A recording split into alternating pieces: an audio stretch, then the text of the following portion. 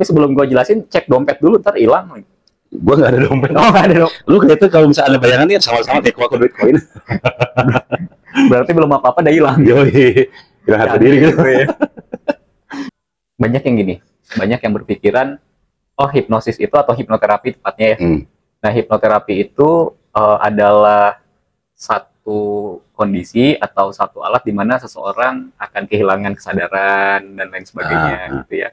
Nah, padahal kalau kita berbicara hipnosisnya dari sudut kondisinya, nah kita semua setiap hari pasti keluar masuk kondisi hipnosis.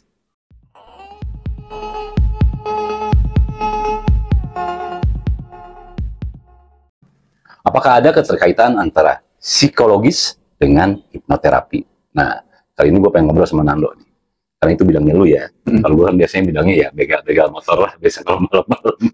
Nah, ada nggak sih keterkaitan antara psikologis manusia dengan hipnoterapi? Oke, psikologi dengan hipnoterapi. Nah, dengerin baik-baik nih. Kita bagi dulu aspeknya. Oke. Jadi kalau kita bicara psikologi, itu kan paling nggak kita bisa bicara dua aspek ya. Psikologi sebagai satu keilmuan, dan psikologi sebagai satu kondisi. Oke. Ya kan? Nah, kalau kita bicara dari... Maksudnya, sorry, kondisi keadaan mental berarti ya? Iya. Oke, sip. Karena keadaan pikiran, keadaan perilaku kita, dan lain sebagainya itu kan masuk ranah psikologi sebetulnya. Nah, tetapi ada juga psikologi sebagai sebuah keilmuan, itu yang di universitas lah ya. Yang fakultas psikologi gitu. Nah, kalau kita bicara dari keilmuan, sebetulnya kalau saat ini teman-teman di dunia psikologi yang dari keilmuannya ya. Boleh disebutin nggak teman-teman? Banyak. Susah kalau disebut satu. Itu juga kalau masih diakuin sih. Oh iya. Kayaknya mah enggak. Lanjut ya. Nah, jadi mereka itu kan rutin ya untuk melakukan konferensi lah gitu ya. Nah, jadi sudah mengakui bahwa hipnoterapi itu salah satu alat untuk psikologi. Nah, kalau kita bicara dari psikologi dari perspektifnya itu adalah sebuah kondisi. Nah, maka sebetulnya kondisi hipnosis itu ya masuk dalam kondisi psikologis. Hipnosis masuk dalam kondisi psikologis. Iya, betul. Kalau jelasin dong hipnosisnya naon sih, orang ngerti masalah. Nah, tapi sebelum gue jelasin, cek dompet dulu, ntar hilang. Gue nggak ada dompet. Oh, nggak ada dong. Lu kayak itu kalau misalnya ada bayangan ya sama-sama kayak aku duit koin. Berarti belum apa-apa udah hilang. Yoi, hilang harga diri gitu. Nah, balik lagi kalau kita bicara soal hipnosis juga, kita akan berbicara dari beberapa aspek. Karena hipnosis itu bisa ditinjau dari berbagai macam sudut pandang. Nah, paling nggak kita bisa berbicara satu, hipnosis sebagai sebuah keilmuan, terus kemudian hipnosis sebagai sebuah kondisi, dan kemudian kita juga bisa berbicara hipnosis itu sebagai sebuah alat terapi lah, katakanlah toolsnya gitu, atau teknis gitu, lebih ke arah teknisnya gitu ya. Nah, kalau kita berbicara tentang hipnosis dari sudut pandang keilmuan, ya nanti akan ada struktur banyak banget strukturnya dan lain sebagainya dari hipnosis itu, dari hipnosisnya. Jadi termasuk sejarah dan lain sebagainya gitu ya. Dan kalau dari segi kondisi, nah ini yang mungkin banyak orang yang nggak tahu gitu, bahwa banyak yang gini, banyak yang berpikiran, oh hipnosis itu atau hipnoterapi tepatnya ya. Nah, hipnoterapi itu adalah satu kondisi atau satu alat di mana seseorang akan kehilangan kesadaran dan lain sebagainya gitu ya. Nah, padahal kalau kita berbicara hipnosisnya dari sudut kondisinya, nah kita semua setiap hari pasti keluar masuk kondisi hipnosis. Secara tidak sadar ya? Secara tidak sadar. Contoh sederhana gini, teman-teman di rumah pasti ada yang punya hobi. Kemudian sedang melakukan hobinya sampai dipanggil orang itu tidak dengar. Pasti sering tuh ada orang yang lagi gitu kan ya. Iya. Pasti banyak tuh yang gitu, misalnya lagi asik baca buku, lagi asik main game. Gue kadang-kadang lagi asik di kamar mandi, dipanggil gue gak mau denger kan ya. Itu lagi gitu kan. Jadi lagi asik baca buku atau main game atau nonton film lah gitu. Sampai dipanggil orang itu tuh nggak dengar. Nah, itu adalah satu kondisi hipnosis yang sebetulnya cukup dalam. Cukup dalam banget. Jadi kalau kita sedikit ke segi keilmuannya, dalam dunia hipnosis itu level kedalaman, kita sebutnya level kedalaman trans gitu ya. Itu dibagi menjadi 30 kalau mengacu pada Davis-Husband scale. Jadi skalanya si Davis-Husband. Ada lagi yang namanya Aaron scale, itu cuma 6. Yang paling banyak itu siapa? Davis-Husband. Kondisi yang tadi, kondisi di mana kita sedang melakukan sesuatu sampai dipanggil nggak dengar, itu ada di kondisi ke skala ke-28. Mendekati ke 30 tadi. Jadi itu dalam banget. Edan pisan ya? Edan pisan. Nah, sebelum lanjut, nih kita pengen tahu dulu nih. Gua agak-agak bingung, karena agak-agak awam ya, bukan agak-agak awam, memang awam. Hipnosis, hipnotis, sama hipnoterapi. Oke. Kalau di Indonesia, hipnotis itu merangkum semuanya. Pokoknya kalau hipnotis itu merangkum semuanya. Ya. Berarti hipnosis dan hipnoterapi itu termasuk ya. Masuk. Nah, tapi kalau dari terminologi yang aslinya itu salah kaprah. Maksudnya? Jadi yang disebut dengan hipnotis di Indonesia itu sebetulnya diambil dari kata hypnotize. Oh, hypnotize. Hypnotize. Nah, hypnotize itu ya orang Indonesia biasa lah ya, sliding jadi sliding gitu kan ya. Diselengkat. Jadi bahasa-bahasa yang A dan I itu cenderung untuk digunakan I-nya aja. Jadi ketika ada kondisi hypnotize, ya dialeknya kita menyebutnya sebagai hipnotis. Nah, padahal budaya bahasa tadi itu. Padahal yang dimaksud dengan hipnotis sendiri itu ada terminologinya, adalah orang yang melakukan. Oh, berarti si praktisinya. Jadi praktisinya disebut hipnotis. Oh, saya kayak scientist gitu. Karena gue pikir begini. Dulu pas kira-kira kami itu di TV kan, acara hipnotis kayak begitu. Gue nyobain tuh. Tatap mata saya tuh. Tiba-tiba gue gini yang gue pingsan, gue salah. Oh, jadi hipnotis itu adalah si praktisinya. Kalau hypnotize itu sedang dilakukan. Oh, sedang berlangsung. Gitu. Kondisi seseorang sedang berlangsung.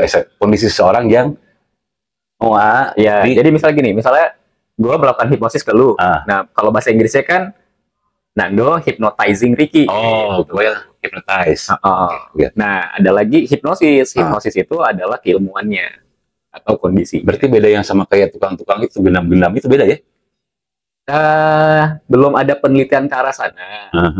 Tapi gue mencurigai bahwa basic mereka adalah itu mungkin. Bisa jadi. Cuma penamaannya aja yang beda. Oke.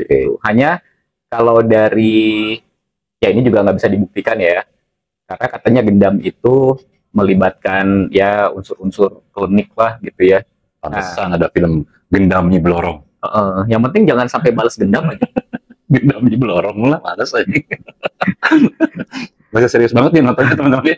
Santai aja, yang penting mau diputar terus aja. Tapi kita bukan sedang merendahkan gendam ya, bukan ya. Karena gue ada kecurigaan bahwa jangan-jangan, ini mah jangan-jangan ada kesamaan. Hanya itu adalah penamaan lokal untuk kondisi tersebut atau keilmuannya gitu. Nah, sebelum lanjut lagi, gue pengen nanya nih. Ketika orang-orang yang misalkan anggap klien lu nih sedang berlangsung tuh, tiba-tiba ada nggak sih yang tengah-tengah sesi itu tiba-tiba sadar gitu? Ada. Ada. Itu efek apa? Nggak ada efek apa-apa. Ada hipnosis memang begitu. Nah, maksudnya dalam proses lagi di terapi gitu. Terus tiba-tiba belum beres sesinya, tapi sadar. Bangun. Kebangun. Iya.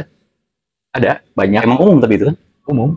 Maksudnya nggak ada suatu hal yang ada triggernya bahwa dia tiba-tiba langsung bangun gitu. Biasanya gini. Biasanya ketika si klien itu menghadapi situasi yang sangat gak nyaman.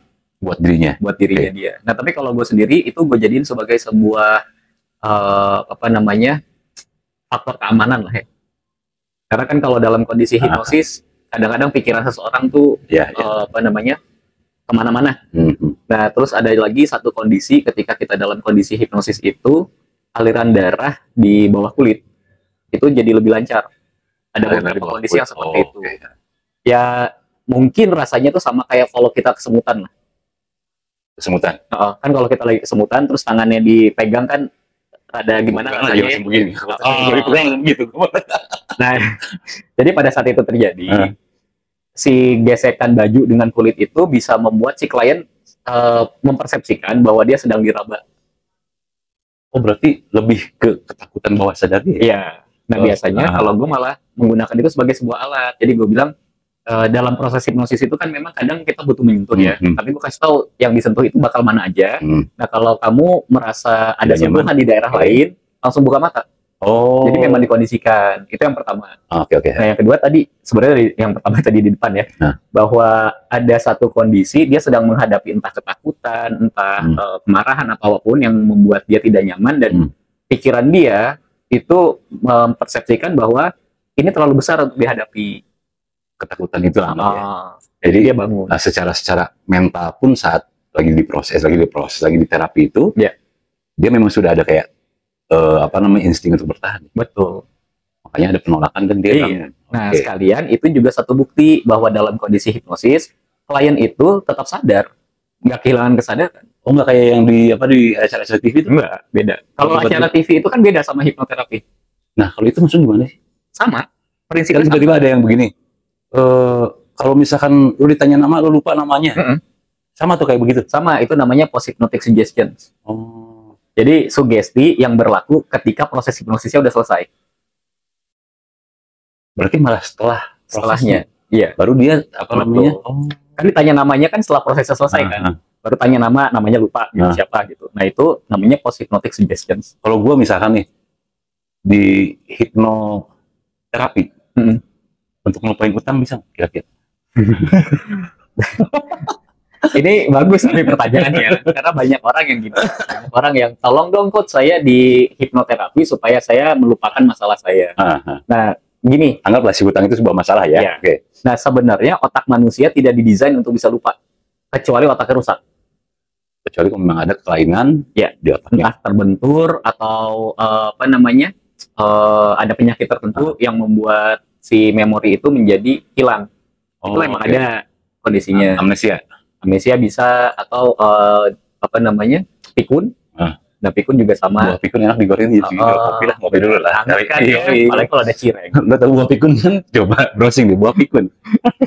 Nah jadi memang selain kondisi-kondisi seperti itu, intinya pikiran manusia tidak didesain untuk bisa melupakan sesuatu. Nah, apapun itu ya. Betul. Apalagi yang punya kenangan-kenangan yang. Iya. Nah sebenarnya yang terjadi ketika proses hipnoterapi dilakukan, gue mengilustrasikannya tuh gini. Ketika sesuatu pengalaman yang tidak menyenangkan terjadi, itu kan ada peristiwa berarti. Nah karena peristiwa yang tidak menyenangkan itu akan memicu emosi tertentu kan. Entah marah, entah sedih, entah kesel, pokoknya pasti ada emosi. Nah si emosi ini kemudian dia menjadi satu, terikat dengan si memorinya yang disebut dengan memori emosi. Nah sebenarnya hipnoterapi adalah memisahkan berarti peristiwa dari emosi. Jadi peristiwa dan emosinya yang tadinya nempel begini nih, anggaplah begini, jadi dipisah. Sehingga kalau tertrigger lagi, emosinya nggak naik. Oke, gue paham. Emosinya nggak muncul ke permukaan. Nah berarti orang-orang yang sedang diterapi atau menjalani terapi, ya, ada kemungkinan yang tadi lo bilang ini bisa tertrigger lagi nih kan? Bisa. Nah ketika misalkan mereka yang sedang dalam proses terapi, terus yang pertama misalkan pertemuan pertama dia mulai baik-baik aja tuh, antara si emosi sama si memori peristiwa itu hilang pertama. Nah sesi kedua tiba-tiba nongol lagi tuh. Seefektif apa sih? Nah kita harus melihatnya gini, karena bicaranya efektivitas, apa yang membuat proses hipnoterapi itu menjadi efektif? Itu banyak faktor. Faktor yang pertama yang pasti banget adalah kesediaan dari klien. Nah biasanya yang seperti itu adalah klien yang datang bukan atas keinginan sendiri, jadi disuruh orang lain, paksaan keluarga dan lain sebagainya. Jadi dia terpaksa intinya lah. Yang secara pribadi dia belum siap. Ya. Itu sebetulnya dia belum mau atau belum siap. Tapi itu bisa menjadi trigger tadi. Bisa. Si peristiwa sama emosi jadi nempel gitu ya. Bukan nempel lagi, memang dari awal nggak berhasil. Dia hanya kena dampak relaksasinya aja. Tetapi poinnya nggak kena ya. Nah, jadi teman-teman gini, kita kan sama-sama awam, tapi nggak tahu kalau misalnya ada yang nonton sama-sama hipnoterapi ya, nanti tinggal ngobrol aja, chatting-chattingan. Nah, ada orang yang memang ketakutan atau fobia tertentu sama misalkan kayak balon tuh, atau misalkan serangga dan lain sebagainya. Ada nggak sih misalkan yang datang ke lo, klien lo, gara-gara takut atau misalnya dia pareidolia, Dia ngeliat sesuatu seolah-olah kayak muka dan lain sebagainya. Ada sih, ada hantu. Ada. Terus hilang tuh. Orangnya hilang. Nah ini kayak orde baru gitu. Kayak orde baru, tiba-tiba berita hilang aja rumah. Ada. Nah itu biasanya gini, yang pemantik mereka tiba-tiba sampai ketakutan berlebihan. Punya fobia. Fobia tentang misalkan hantu lah gitu ya. Sama. Jadi ada satu peristiwa. Peristiwa itu terjadi. Nah biasanya di satu peristiwa yang anak-anak. Nah terus kemudian si peristiwa itu memicu satu ketakutan di dalam diri seseorang itu, dan kemudian ada lagi peristiwa yang menguatkan peristiwa yang pernah dia lihat. Iya. Tapi apa itu jadi kayak ini sih, maksudnya berujung ke kalau misalkan nggak di terapi gitu ya, misalkan tidak diobati, bisa berujung ke sakit mental? Enggak juga. Misalnya gini, ada orang fobia kecoa, harus nggak diterapi? Ya tergantung. Kalau dia kerjanya misalnya ya, dia kerjanya itu cleaning service, di mana ya dia harus bersihin kamar mandi dan lain sebagainya, dan ada kecoa, ya itu bisa mengganggu kerjaan dia kan. Nah itu maka boleh atau bukan boleh sih, tapi disarankan untuk diterapi. Si kecoanya dirisin. Kecoanya jangan takut sama manusia gitu. Cleaning service sebalik Kecoanya yang diterapi. Nah tapi kalau misalnya ada orang yang dia punya fobia terhadap kecoa, tapi tempat kerjanya dia, tempat tinggalnya dia, intinya dalam kehidupan dia nggak pernah ketemu sama kecoa, ya ngapain di terapi? Nah, ini pertanyaan nih. Itu ada pengaruh nggak sih dari energi pikiran kita untuk mengundang, misalkan nih, kadang-kadang kan gini, orang yang udah fobia kayak kecoa lah, mau laki, kayak mau apa, itu udah umum banget lah. Kadang-kadang sampai histeris ya. Ada kaitannya nggak sama energi pikiran kita untuk mengundang si kecoa itu? Ada dong. Karena kan kita makhluk energi nih. Ada. Pasti ada.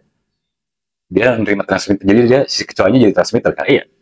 Dia kita takut berlebih, bisa nongol. Dan yang lucunya, orang-orang yang takut atau fobia dengan pasti akan ketemu. Betul. Jadi ada satu prinsip, ini dalam bahasa Sunda ya, itu namanya, disebutnya itu gini, what you resist persis. Males gue udah serius-serius apaan, gue lagi bikin bahasanya apaan. Iya, jadi sesuatu yang selalu kita tolak, biasanya justru selalu akan hadir. Kalau misalkan kita agak-agak offside sedikit nih, sama nggak itu prinsipnya dengan law of attraction? Sama. Tentang ketakutan, tentang segala kebaikan, ketika kepikiran kita berlebih, itu bisa terjadi sama kita, atau bisa mengundang mereka gitu ya? Bisa. Unik juga ya? Iya. Nah, gue mau nanya,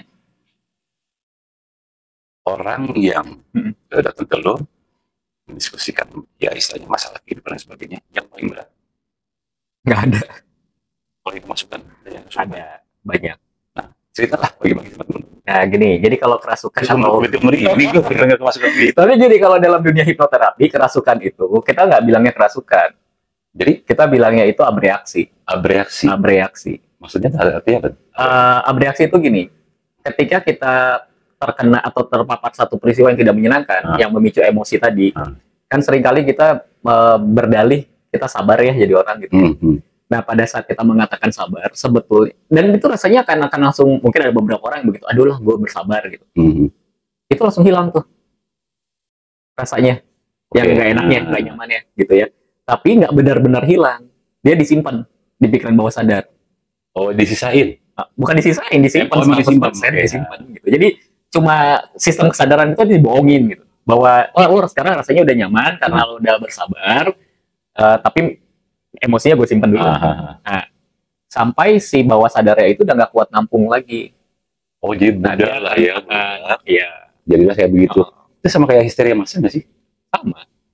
Misalnya kalau histeria massa kan kayak di sekolah-sekolah tuh, tiba-tiba ada yang kesurupan satu, terus nular ke yang lain. Iya. Itu efek apa? Sama. Itu abreaksi kalau kita bilang. Semua sama tuh ya, pokoknya gitu. Karena gini, kalau melibatkannya biasanya yang disalahin jin ya.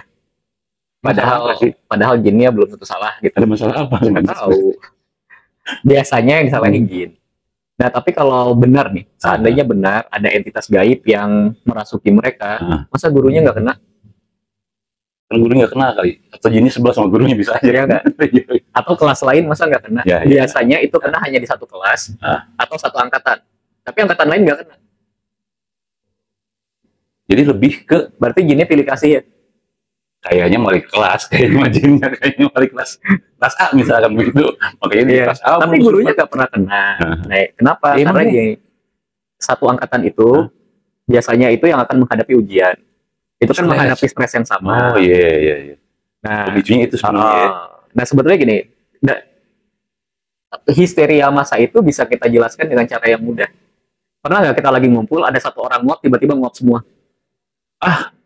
Pintar lu kadang-kadang emang. Benar-benar sama. Oh, kayak begitulah ya anggapnya. Bawah sadar itu menular. Bahaya dong. Makanya lu jadi ngomongnya agak-agak jorok itu gara-gara siapa tuh? Gue ya. Gitu. Nah, ini teman-teman apa namanya sesuai dengan bidang keilmuan Nando, bahwa kita mendapat pelajaran baru ya, maksudnya kayak tadi gue tanya, oh ternyata menguap tuh Yuni histeria masa yang bisa berpindah karena bawah sadar itu memang menular kan. Kalau misalkan kita ngumpul nih satu geng ngomongan jorok mulu gitu, kira-kira berapa persen orang yang ketularan?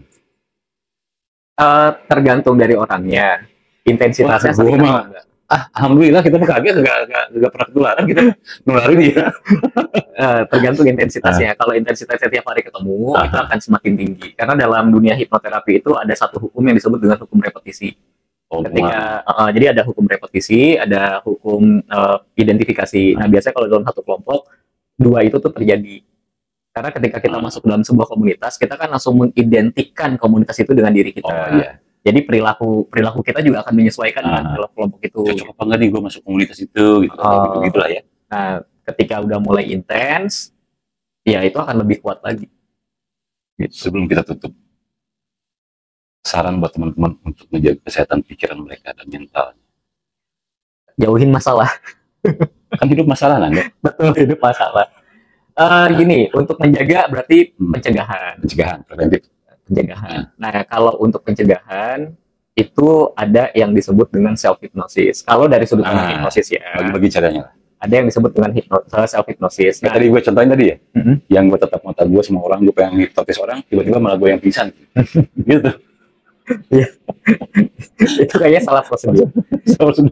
Nah, tapi gini, self-hypnosisnya gue mau baginya yang agak beda. Jadi kalau dalam, kita kan belajar di sini ada apa namanya, sub-tab tanda-tanda. Salah satunya ada siloka. Nah, jadi mengajak ke teman-teman di rumah untuk menggunakan siloka. Intinya gini, dalam menggunakan siloka dalam kehidupan sehari-hari, sebetulnya setiap aktivitas yang kita lakukan seharian itu punya makna tersendiri. Contoh misalnya gini, kalau teman-teman di rumah yang suka menyapu rumah ya, itu kadang-kadang kan kita ngerasa beban. Ya, apalagi pas disuruh paksa-paksa ya. Aduh, suruh nyapu apa segala macam. Nah, padahal coba kita lihat gunanya nyapu apa? Untuk membersihkan kan? Nah, kalau kita hanya sekedar menyapu aja, apalagi ngedumel, ya udah nggak dapat apa-apa selain lantai yang bersih mungkin. Pahala juga nggak dapat kan, pahala kan? Pahala juga nggak dapat. Karena ngedumel. Nah, tapi kalau misalnya kita menggunakan kita tahu nih bahwa si sapu ini dia perumpamaannya adalah membersihkan, bukan perumpamaan, dia melambangkan satu kebersihan. Nah, kemudian kita kasih jampenya, sugesti. Nah, sugestinya itu dengan menyapu ini saya juga membersihkan pikiran, perasaan, dan emosi saya. Dari serangan emak kita. Emak kita kalau bisa nyapu ulangi lagi gitu. Iya. Nah, jadi ketika dilakukan itu ya, si jampenya atau sugestinya itu diucapkan dalam hati aja, nggak usah kenceng-kenceng.